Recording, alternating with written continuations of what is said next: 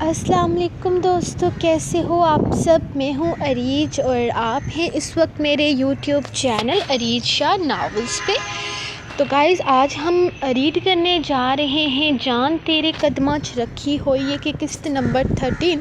تو چلیے سٹارٹ کرتے ہیں۔ کیا ہوا ہے میرے بیٹے کو؟ وہ تقریباً آدھے گھنٹے میں ہسپتال پہنچ چکے تھے۔ چہرے پر پریشانی واضح تھی۔ سر، ریلیکس ہو جائیں، آپ کے بیٹے کو کچھ نہیں ہوا ہے۔ اس کو ڈرگز کی ضرورت تھی، لیکن ہم نے ڈرگز کی جگہ اسے اینٹی ڈرگز میڈیسنز دی ہیں۔ فکر نہ کریں، یہ میڈیسن اس کے لیے ہرگز خطرناک نہیں ہیں، لیکن ڈرگز اپنا اثر اتنی آسانی سے نہیں چھوڑے گی نا۔ وہ ٹھیک ہے، آپ کو پریشان ہونے کی ضرورت نہیں۔ ہمارا ادارہ اس چیز کا خاص خیال رکھتا ہے کہ ہمارے پیشنٹ کو کوئی نقصان نہ ہو۔ مینیجر ان کے پاس آتے ہوئے ریلیکس انداز میں کہہ رہا تھا، جبکہ وہ اب بھی بے چین تھے اپنے بیٹے کو دیکھنے کے لیے۔ انہوں نے کمرے کا دروازہ کھولتے ہوئے انہیں شاذل کے پاس لایا تھا۔ شاذل بیڈ پر بالکل بے ہوش پڑا تھا۔ سر، آپ ان سے مل سکتے ہیں، یہ بالکل ٹھیک ہیں۔ فی الحال دوائیوں کے زیر اثر بے ہوش ہیں۔ آپ انہیں جگانے کی کوشش مت کیجیے گا، کیونکہ میڈیسن اثر کر رہی ہے۔ یہ نہ ہو کہ جاگ کر یہ ایک بار پھر سے ڈرگز کی طلب میں مبتلا ہو جائیں۔ نہیں، میں صرف اس کے پاس بیٹھوں گا، جگاؤں گا نہیں۔ یہ جب جاگ جائے گا تب میں اس سے مل کر جاؤں گا۔ وہ اس کے پاس ہی کرسی رکھ کر بیٹھے تھے۔ سر، ریئلی سوری، لیکن آپ یہ غلط کر رہے ہیں۔ اگر یہ آپ کو جاگ کر دیکھیں گے تو اس وقت وہ آپ کے ساتھ واپس جانے کی ضد کریں گے، اور ہم جس مقصد کے لیے یہ سب کچھ کر رہے ہیں وہ یہیں پر رہ جائے گا۔ اسی لیے ہم 3 مہینے تک فیملی ممبرز کو ملنے نہیں دیتے۔ آپ سمجھ رہے ہیں نا، اس وقت ان کے ذہن میں ہم ان کے دشمن بن چکے ہیں۔ ہم انہیں ڈرگز نہیں دیں گے، اس چیز سے انہیں دور کرنے کی کوشش کر رہے ہیں۔ یہ ان کی نظر میں غلط ہے۔ انہیں لگ رہا ہے کہ ہم ان کے ساتھ غلط کر رہے ہیں، انہیں ٹارچر کر رہے ہیں، انہیں ان کی ضرورت پوری نہیں کرنے دے رہے، جس کی وجہ سے ان کا مائنڈ فی الحال ہمارے خلاف ہے۔ وہ بڑی چالاکی سے انہیں شیشے میں اتار رہے تھے۔ میں اس کے جاگنے سے پہلے چلا جاؤں گا۔ اس بات کو سمجھتے ہوئے وہ پھر سے بولے تھے، ٹھیک ہے سر، اس کے لیے ہم آپ کو منع نہیں کریں گے، لیکن بہتر ہوگا کہ آپ جلدی واپس چلے جائیں، کیونکہ انہیں تھوڑی دیر میں ہوش آ جائے گا، اور پھر باپ سے تو بیٹا لاڈ اٹھاتا ہی ہے۔ وہ جانتا ہے کہ آپ اس سے کتنا پیار کرتے ہیں۔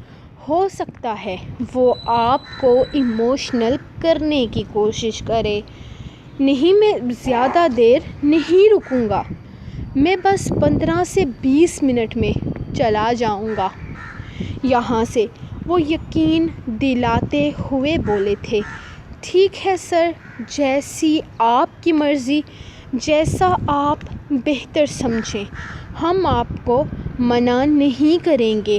آپ یہاں بیٹھے رہیں وہ کہہ کر کمرے سے نکل گئے تھے، جبکہ بابا اب شاذل کی طرف دیکھنے لگے تھے۔ وہ ایک ہی دن میں کتنا مرجھا سا گیا تھا، لیکن وہ جو کر رہے تھے وہ اپنے بیٹے کی زندگی بہتر بنانے کے لیے کر رہے تھے۔ انہیں یقین تھا ان کا بیٹا ٹھیک ہو جائے گا۔ اسے ہوش آیا تو اس نے اپنے آپ کو ہسپتال کے ایک بند کمرے میں پایا تھا۔ اس کے آس پاس کوئی بھی نہیں تھا۔ اس نے ہر طرف نگاہیں اٹھا کر دیکھا تو اسے کچھ بھی سمجھ نہیں آیا تھا۔ اٹھ کر بیٹھتے ہوئے اس نے ہر طرف کمرے کو دیکھا۔ باہر سے آوازیں آ رہی تھی، یعنی کہ وہ لوگ باہر جا چکے تھے، جبکہ اس کا دھیان کھڑکی کی طرف چلا گیا تھا۔ کمرے میں ایک اکلوتی کھڑکی تھی جہاں سے وہ باہر نکل سکتا تھا۔ یہ لوگ اس کے ساتھ کیا کرنے والے تھے اسے اندازہ نہیں تھا، لیکن ایک فیصلہ تو اس نے کر لیا تھا کہ وہ اپنی زندگی کو خود ہی بہتر بنانے کی کوشش کرے گا۔ اسی لیے وہ یہاں سے نکل رہا تھا۔ وہ جلدی سے اپنی ڈرپ اتارتے ہوئے کھڑکی کے پاس آیا۔ کھڑکی باہر ایک اور گلی میں کھلتی تھی جہاں بہت سارے کمرے تھے۔ یقیناً یہ ہسپتال کافی بڑا تھا اور ان لوگوں نے اس کے علاج کے چکر میں بھی اس کے باپ سے کافی پیسے نکلوایا ہوگا۔ وہ آہستہ سے کھڑکی سے باہر نکلا تھا۔ شکر تھا کہ سوائے ایک دو نرس کے وہاں پر کوئی نہیں تھا، اور نرس بھی اپنے کام میں مصروف تھی۔ اس نے جلدی سے باہر جانے کا راستہ ڈھونڈا تو اسے احساس ہوا کہ تیسرے فلور پر وہ ہے۔ وہ جلدی سے سامنے ہی سیڑھیوں سے اترتا وہاں سے بھاگا تھا، لیکن پاکستان آنے کے بعد اس نے یہ جاننے کی کوشش نہیں کی تھی کہ اس کا گھر کس طرف ہے، اور نہ ہی اسے کوئی نمبر زبانی یاد تھا۔ وہ یہاں سے اپنے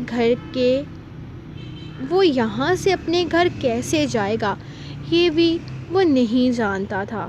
باہر سیڑھیوں پر گھومنا، سڑکوں پر گھومنا، آوارہ گردی کرنا، یہ اس کے لیے بہت نارمل سی بات تھی۔ آخر ٹوکیو میں وہ یہی سب کچھ تو کرتا تھا، لیکن پاکستان اس کے لیے ایک الگ جگہ تھی جہاں کی وہ زیادہ سمجھ نہیں رکھتا تھا۔ وہ تیزی سے وہاں سے بھاگتے ہوئے نہ جانے کس طرف جا رہا تھا۔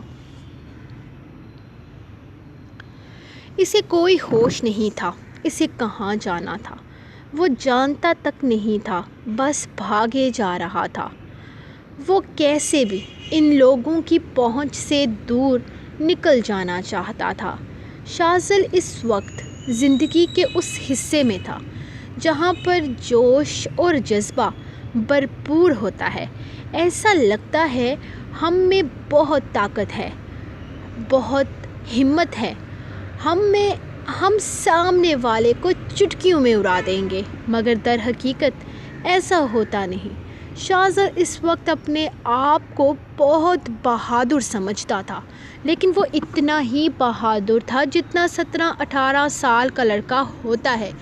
اسے اپنی زندگی کی سمجھ نہیں تھی۔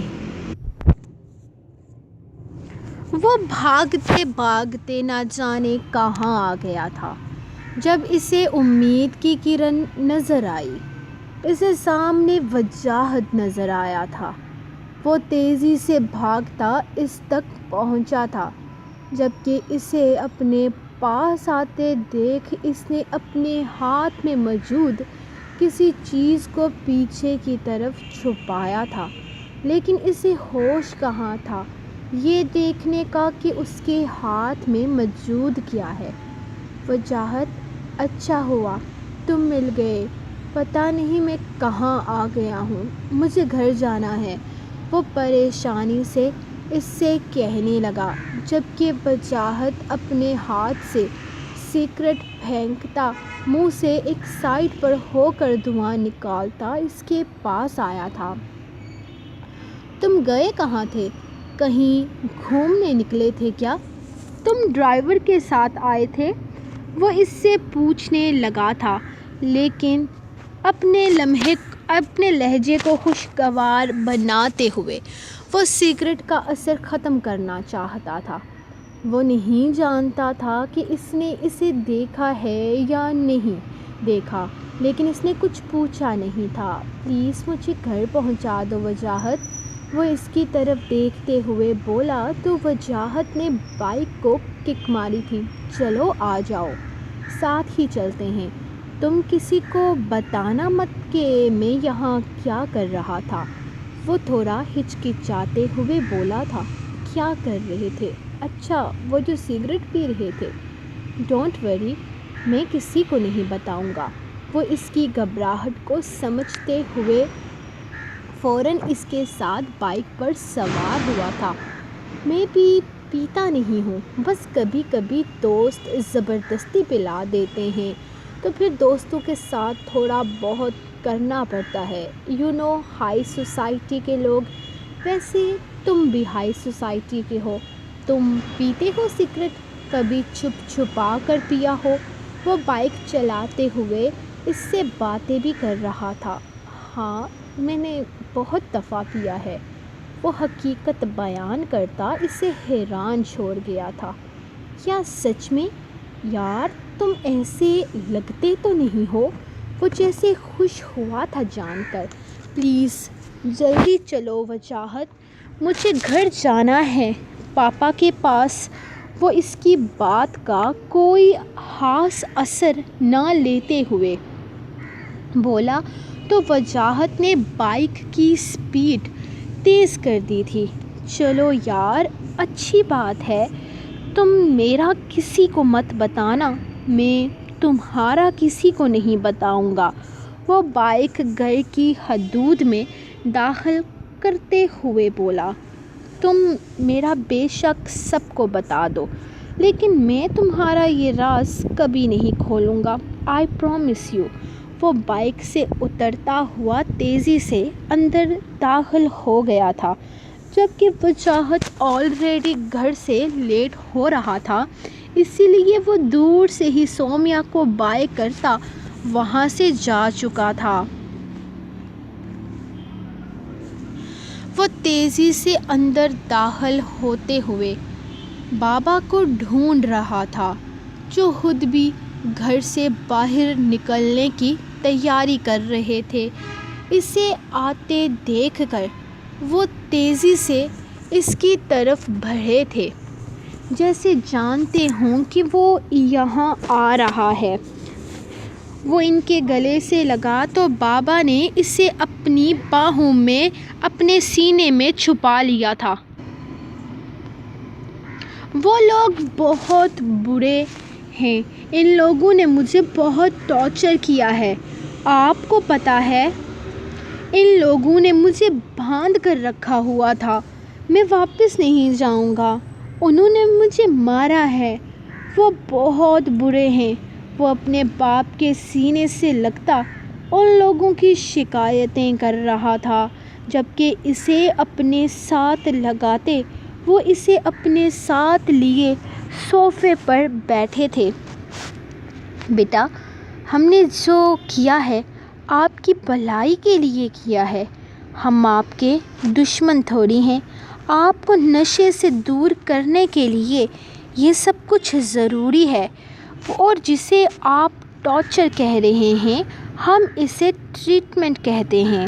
اسے اپنے بے حد قریب سے مینیجر کی آواز سنائی دی۔ بابا یہ آدمی جھوٹ بول رہا ہے، بابا یہ آدمی صرف پیسے نکلوانے کے لیے یہ سب کچھ کرتا ہے، اس نے میرے سامنے قبول کیا ہے، اس نے میرے سامنے کہا ہے کہ یہاں پر کوئی علاج نہیں ہوتا، وہ وہاں پر صرف امیر لوگوں کو لوٹا جاتا ہے۔ بابا میں سچ کہہ رہا ہوں، آپ کو مجھ پر یقین ہے نا؟ نکالیں انہیں یہاں سے باہر، بلکہ پولیس کو بلائیں، پولیس کے حوالے کریں انہیں۔ وہ اپنے باپ کے قریب ہوتا ان لوگوں کا اصل چہرہ اپنے باپ کو دکھانے کی کوشش کر رہا تھا، لیکن وہ تو پہلے ہی اس کے باپ کو شیشے میں اتار چکے تھے۔ ان لوگوں کو پہلے ہی اندازہ تھا کہ اس نے سیدھا اپنے گھر ہی جانا ہے، اسی لیے وہ اس کے آنے سے پہلے ہی اس کے نہ صرف گھر پہنچ چکے تھے بلکہ اس کے باپ کو بھی بہت کچھ بتا چکے تھے۔ آخر اتنے سالوں سے وہ انسٹیٹیوٹ چلا رہے تھے، کچی گولیاں تو انہوں نے بھی نہیں کھیلی تھی، اور نہ ہی یہ سچویشن کوئی پہلی دفعہ ان کے سامنے آئی تھی۔ وہ یہ سب کچھ بہت بار دیکھ چکے تھے۔ ان کے لیے یہ سب کچھ نئی بات نہیں تھی، اور بابا کے لیے تو ایک امید تھی کہ وہ جب سے اس انسٹیٹیوٹ گیا ہے اس نے ذرا سا بھی ڈرگز اپنے اندر نہیں اتارا تھا، اور جس طرح یہ لوگ کہہ رہے تھے کہ ہم آپ کے بیٹے کا ڈرگز چھڑوا دیں گے، بابا ان لوگوں پر یقین کرتے تھے۔ دیکھیے سر، آپ کی مرضی ہے، اگر آپ چاہیں تو آپ اپنے بیٹے کو اپنے ساتھ واپس لے جا سکتے ہیں، اگر نہیں تو یہ کورس یہیں پر ختم کر دیتے ہیں، کیونکہ جس طرح آپ کا بیٹا ہمیں دھوکہ دے کر بھاگا ہے، ہم دوبارہ ایسے کیسز کو ہاتھ نہیں رکھتے۔ اگر یہ ایک دفعہ بھاگ سکتا ہے تو پھر دوسری تیسری دفعہ بھاگنا بھی اس کے لیے کوئی مشکل نہیں ہے۔ اس نے عاصم کی طرف دیکھتے ہوئے کہا تھا، جبکہ عاصم امید سے اپنے بیٹے کو دیکھ رہے تھے۔ نہیں، میرا بیٹا اپنا کورس مکمل کرے گا، یہ جائے گا آپ لوگوں کے ساتھ، مجھے یقین ہے آپ لوگوں پر۔ وہ فوراً بولے تھے، نہیں بابا، یہ آپ کیا کہہ رہے ہیں؟ میں ان لوگوں کے ساتھ نہیں جاؤں گا، یہ لوگ فراڈ ہیں، دھوکہ دے رہے ہیں، آپ کو صرف پیسوں کے لیے کر رہے ہیں یہ سب کچھ۔ ابھی دے دیجئے انہیں پیسے، دیکھیے گا یہ چھوڑ کر چلے جائیں گے، بلکہ خود سچ بتائیں گے۔ یقین کیجئے بابا، یہ صرف ڈرامہ کرتے ہیں، ان کے انسٹیٹیوٹ میں کوئی علاج نہیں ہوتا ہے۔ وہ انہیں بتانے کی کوشش کر رہا تھا، عاصم صاحب، آپ کو اگر ہم پر یقین ہے تو شاید ہمیں آپ کے بیٹے کے ساتھ تھوڑی سی سختی کرنی پڑے گی۔ اب کی بار مینیجر کی آنکھیں چمکی تھیں، کسی بھی طرح اس کا نشہ چھڑوا دیجئے۔ عاصم نے ان کی بات سننے کے بجائے مینیجر سے کہا تو غصے سے وہ اپنے باپ کو دیکھنے لگا۔ بابا، آپ کو مجھ سے زیادہ ان لوگوں پر یقین ہے، آپ کو سمجھ میں نہیں آ رہا، یہ بے ایمانی کر رہے ہیں، یہ آپ کو دھوکہ دے رہے ہیں، فراڈ ہے یہ سب کچھ۔ وہ چلاتے ہوئے اٹھ کھڑا ہوا تھا۔ سر، آپ میرے بیٹے کو لے جائیے، بس مجھے کسی بھی طرح اس کا نشہ چھڑوانا ہے۔ جی مجھے آپ لوگوں پر یقین ہے، میں جانتا ہوں آپ میرے بیٹے کے ساتھ کچھ غلط نہیں کریں گے، اسے کسی بھی طرح ٹھیک کر دیں۔ وہ اب بھی انہی کی طرف دیکھتے ہوئے بولے تو اگلے ہی لمحے دو آدمیوں نے اٹھ کر اسے پکڑ لیا تھا۔ چھوڑو مجھے، میں نہیں جاؤں گا تم لوگوں کے ساتھ، میں کہتا ہوں چھوڑو مجھے، چاہے کچھ بھی ہو جائے، میں تم لوگوں کے ساتھ نہیں جاؤں گا، تم لوگ فراڈ ہو۔ بابا ٹرسٹ می، یہ لوگ فراڈ ہیں، یہ صرف آپ کی آنکھوں میں دھول جھونک رہے ہیں، بابا مجھ پر یقین کریں۔ وہ چلا رہا تھا جبکہ دو لڑکے اسے گھسیٹتے ہوئے باہر لے گئے تھے۔ سر، 3 مہینے کے بعد آپ کو آپ کا بیٹا بالکل ٹھیک ملے گا۔ وہ اٹھ کر کھڑے ہوتے ہوئے عاصم سے ہاتھ ملانے لگا، جبکہ عاصم کافی دکھی لگ رہے تھے۔ جی سر، میں آپ پر بھروسہ کر رہا ہوں، پلیز میرے بیٹے کو ٹارچر مت کیجیے گا اور نہ ہی اس کے ساتھ کچھ غلط ہونے دیجیے گا۔ میں بس اس کا ڈرگز چھڑوانا چاہتا ہوں اور کچھ نہیں۔ میرے بیٹے کے ساتھ کسی طرح کی زیادتی نہیں ہونی چاہیے۔ وہ ان کے سامنے ہاتھ جوڑتے ہوئے بولے تھے، آپ فکر نہ کریں، آپ نے ہم پر یقین کیا ہے، آپ کے بیٹے کو کچھ نہیں ہوگا۔ وہ شاطر سی مسکراہٹ کے ساتھ ان کے گھر سے نکلا تھا۔ سو گائز، یہ تھی آپ لوگوں کی ایپیسوڈ نمبر 13۔ ملیں گے ایپیسوڈ نمبر 14 کے ساتھ، تب تک کے لیے اپنی رائٹر کو دیں اجازت اور دعاؤں میں یاد رکھیں۔ اللہ حافظ۔